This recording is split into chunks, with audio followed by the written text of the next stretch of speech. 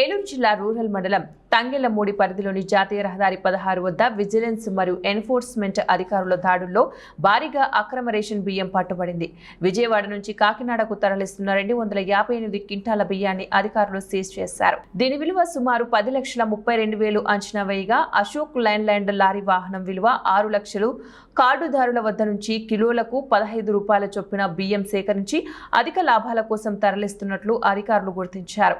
ఈ కేసులో 5 నిందితులను అదుపులోకి తీసుకుని నిత్యావసర వస్తువుల చట్టం 1955 ప్రకారం కేసు నమోదు చేశారు. దాడుల్లో విజిలెన్స్, రెవెన్యూ మరియు పౌర సరఫరా శాఖ అధికారులు పాల్గొన్నారు.